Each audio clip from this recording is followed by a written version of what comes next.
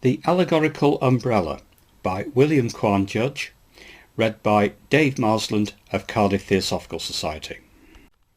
In the Buddhist stories are numerous references to umbrellas. When Buddha is said to have granted to his disciples the power of seeing what they called Buddha fields, they saw myriads of Buddhas sitting under trees and jewelled umbrellas. There are not wanting in the Hindu books and monuments references to and representations of umbrellas being held over personages. In a very curious and extremely old stone relievo at the 7 pagodas in India, showing the conflict between Durga and the demons, the umbrella is figured over the heads of the chiefs.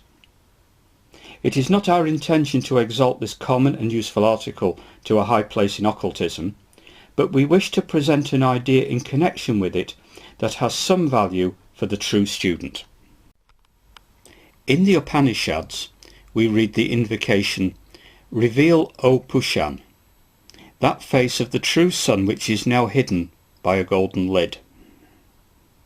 This has reference to the belief of all genuine occultists, from the earliest times to the present day, that there is a true sun, and that the sun we see is a secondary one, or, to put it in plainer language, that there is an influence or power in the sun which may be used, if obtained by the mystic, for beneficent purposes, and which, if not guarded, hidden or obscured by a cover, would work destruction to those who might succeed in drawing it out.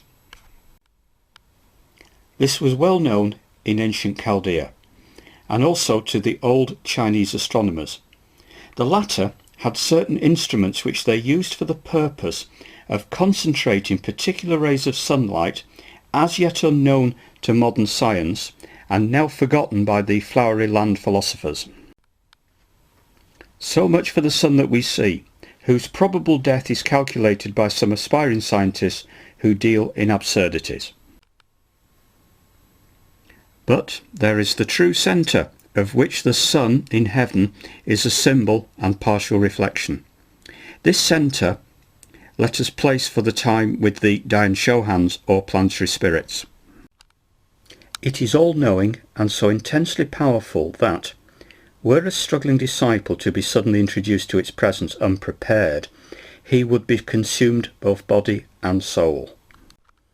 And this is the goal we are all striving after, and many of us asking to see even at the opening of the race.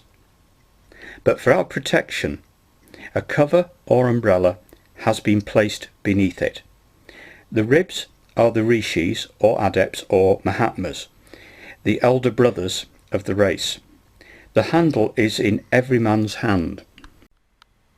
And although each man is, or is to be, connected with some particular one of those adepts, he can also receive the influence from the true centre coming down through the handle.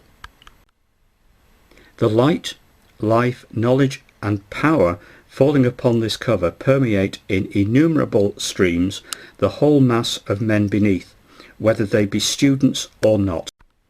As a disciple strives upwards, he begins to separate himself from the great mass of human beings, and becomes in a more or less definite manner connected with the ribs. Just as the streams of water flow down from the points of the ribs of our umbrellas, so the spiritual influences pour out from the adepts who form the frame of the protecting cover, without which poor humanity would be destroyed by the blaze from the spiritual world.